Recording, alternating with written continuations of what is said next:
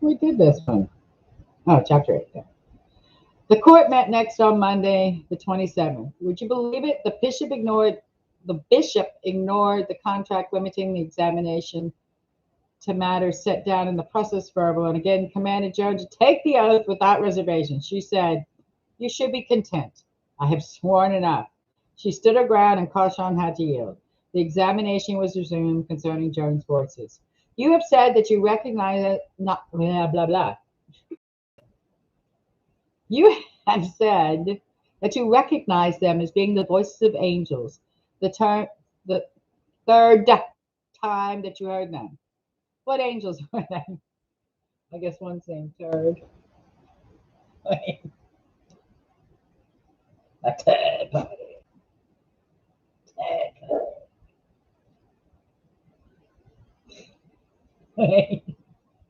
This was a church I went to online, a preach, and the preacher said third.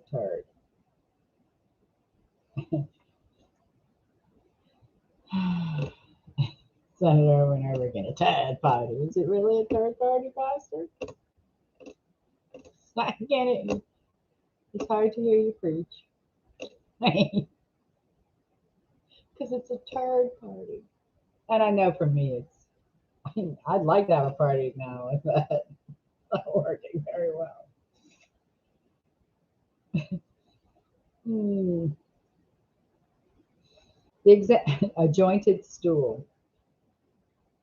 The exam was resumed concerning Joan's voices. You have said that you recognize them. My mouth's not working. As being the voices of angels. The third time that you heard them. What angels were they? Saint Catherine and Saint Marguerite. How did you know that it was those two saints? How could you tell the one from the other?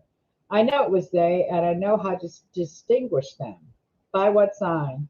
By their manner of saluting me. I have been these 7 years under their direction, and I know who they were because they told me.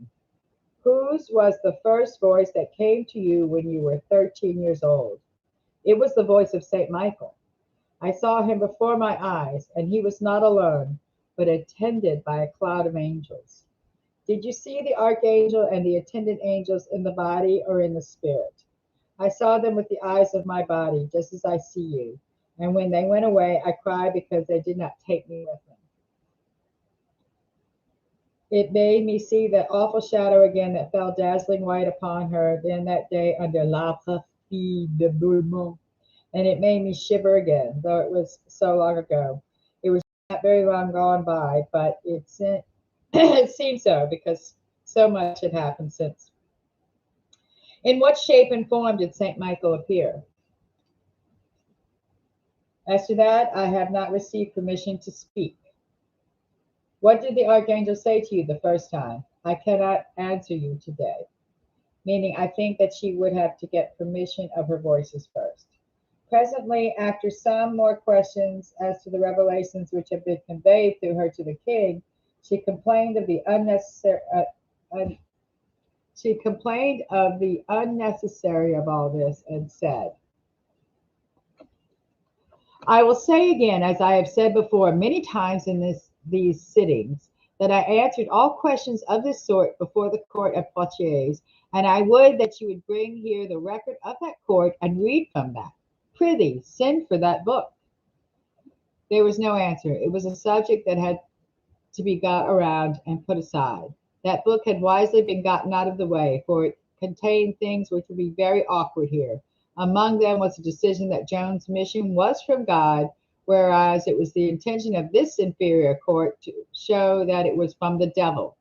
Also, a decision permitting Joan to wear male attire, whereas it was the purpose of this court to make the male attire do hurtful work against her. How was it that you were moved to come into France? By your own desire? Yes, and by command of God. But that it was his will, I would not have come. I would sooner have had my body torn in sunder by horses than come, lacking that.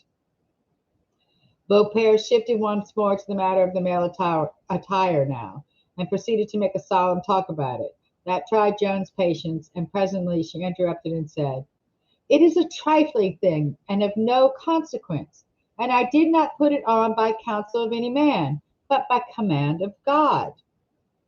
"Robert de Beausecourt did not order you to wear it?" "No." "Do you think you did well in taking the dress of a man?" "I did well to do whatsoever thing God commanded me to do. But in this particular case, do you think you did well in taking the dress of a man?" "I have done nothing but by command of God." Beaupere,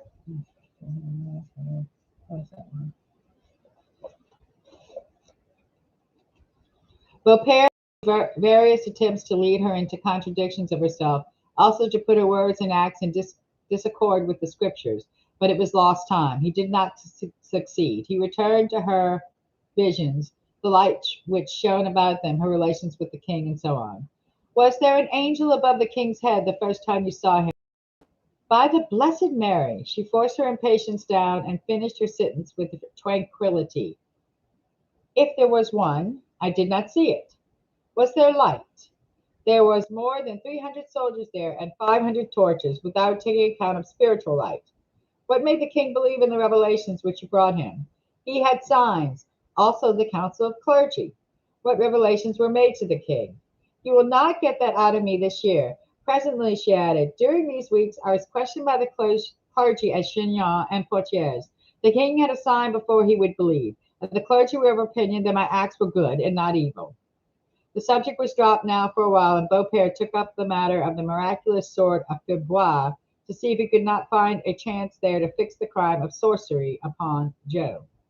"How did you know that there was an ancient sword buried in the ground under the rear of the altar of the church of St. Catherine of Fierbois?"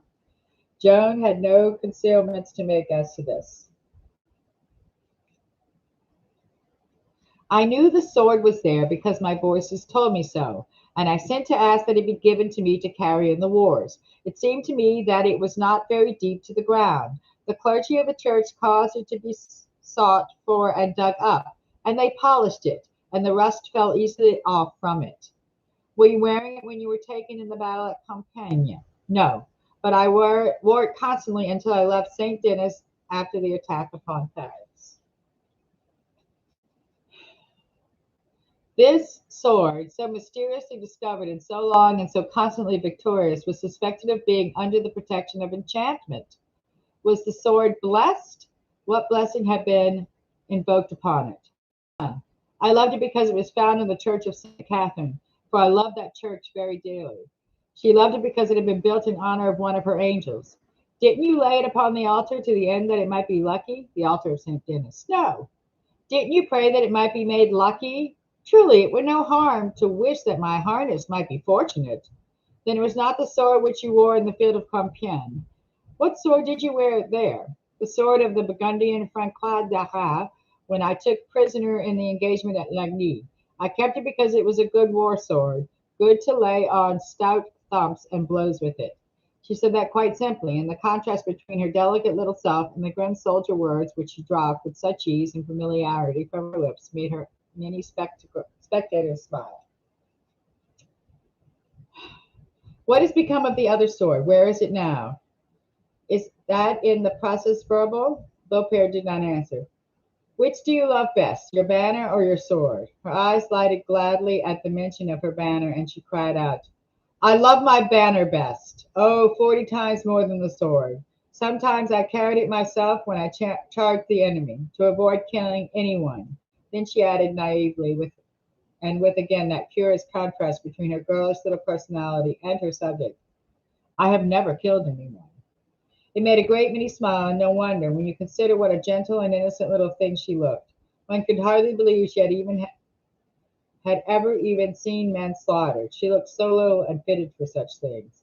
In the final assault at Orleans, did you tell your soldiers that the arrows shot by the enemy and the stones discharged from their catapults and cannons would not strike anyone but you? "No, and the proof is that more than 100 of my men were struck. I told them to have no doubts and no fears, that they would raise the siege. I was wounded in the neck by an arrow in the assault and upon the Bastille that commanded the bridge, but St. Catherine comforted me, and I was cured in 15 days without having to quit the saddle and leave my work. Did you know that you were going to be wounded? Yes, and I had told it to the king beforehand. I had it from my voices. When you took Jargeau, why did you not put in its commandant to ransom? I offered him to leave to go out unhurt from the place with all his garrison, and if he would not, I would take it by storm. And you did, I believe, yes. Had your voices counseled you to take it by storm? As to that, I do not remember. That closed a weary long sitting without result. Every device that could be contrived to trap Joan into wrong thinking, wrong doing, or disloyalty to the church, or sinfulness as a little child at home, or later, had been tried and none of them had succeeded. She had come unscathed through the ordeal. Was the court discouraged? No. Naturally, it was very much surprised, very much astonished to find its work baffling and difficult instead of simple and easy. But it had powerful allies in the shape of hunger, cold, fatigue, persecution, deception, and treachery. And opposed to this array, nothing had but a defenseless and ignorant girl who must some time or other surrender to bodily and mentally exhaustion or get caught in one of the thousand traps set for her. And had the court made no progress during these seemingly resulting sittings? Yes, it had been feeling its way, groping here, groping there, and had found one or two vague trails which might freshen by and by and lead to something. The male attire, for instance, and the visitors and voices. Of course, no one doubts that she had seen supernatural beings and been spoken to and advised by them. And of course, no one doubted that the supernatural help miracle had been done by Joan, such as choosing out the king in a crowd when she had never seen him before, and her discovery of the sword buried under the altar. It would have been foolish to doubt these things, for we all know that the air is fully of devils and angels. No, it would have been foolish to doubt these things, but we all know that the air is full of devils and angels that are visible to traffickers in magic on the one hand and to the stainlessly holy on the other. But what many and perhaps most did doubt was that Joan's visions, voices, and miracles came from God.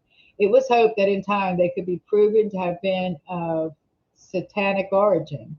Therefore, as you see, the court's persistent fashion of coming back to the subject every little while and spooking around it and prying into it was not to pass the time. It had a strictly business end in view.